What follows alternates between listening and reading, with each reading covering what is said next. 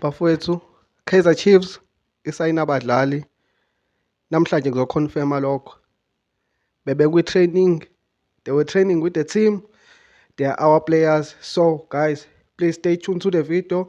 Let's talk about them new players who are training with Kaizer Chiefs today, and we'll talk about how tense Coach Nabi has been working since Ebouile. So let's just jump straight into the video to get.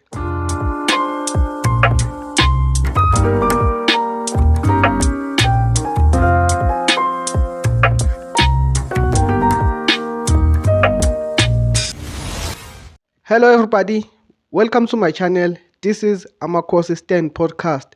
This is where uzithola zishisa. Bafethu ngisasho namanje. Indaba enginilethela zona ngisuke ngiyenzile research yami, ngithembe. I have all the proof that you need. I-research ngisuke sengiyenzile ngaqeda. I've been talking about this guy. This guy is Fabio da Silva. We all know him.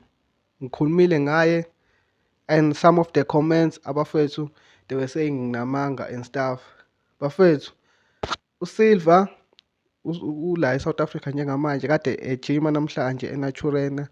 He's our player, done deal, sealed, everything. Yonke into iqedwe bafethu, he's our player. Shoda ukuthi bem-announce bathathe iy'thombe and then kufeziwe, but sobona in maybe Monday, because I don't think on Sunday they will post anything, but maybe Monday we'll see updates on new players. Kodwa njengamanje ulapha eNaturena bafethu, ufikile our new striker uSilva.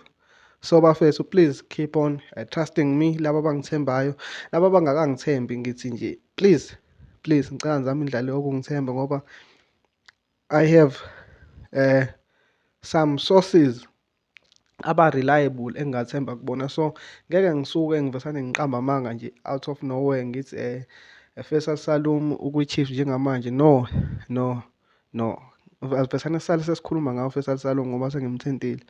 But before ngikhuluma ngayo, please make sure ukuthi uyasubscribe, like the video and comment down below bafethu. Kungisiza kakhulu ukukhulisa i-channel so I can bring you more news on new players and pending deals. So Faisal Salum bafethu, kunama-rumors ku-Facebook nako-Twitter kuphi.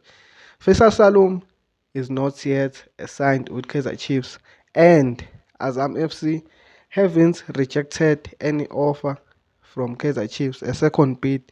Yes, they didn't agree on the first offer leyo kuqala abayihambisa Kaizer Chiefs, but second offer ayikaze ithunyelwe. Kusathule nje, they are still interested in the player, but kusathule ngoba iligi ibisanda kuphela lapha eTanzania.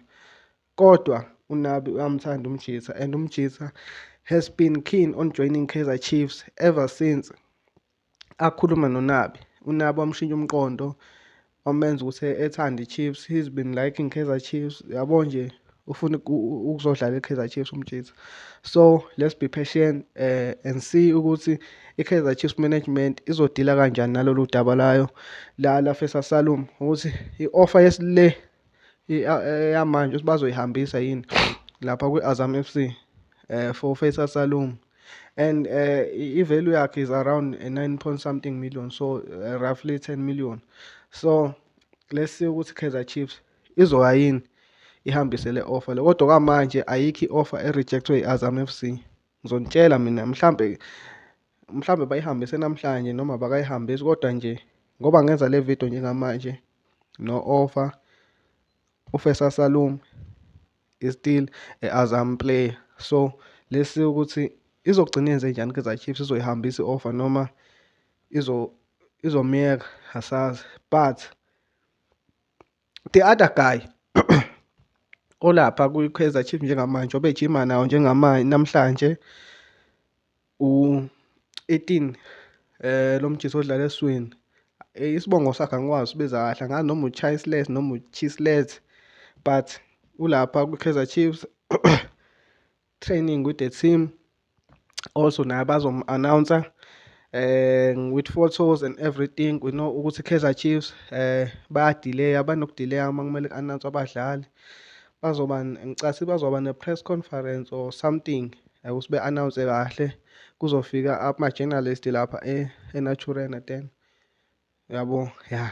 So ngenze le video bafethu, ngicathi izoba ncane.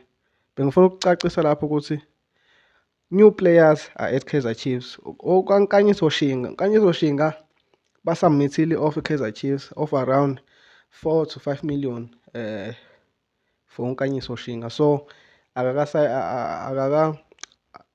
noma bakavumi noma, kodwa engikwazi ukuthi i-offer sebeyihambisile i-Kaizer Chiefs kwi-club kaNkanyiso, ngoba akasiyona i-free agent, bazomthenga. So sobona nawe ukuthi kuqhubekani ngaye in the next coming days. I'll keep you updated, guys.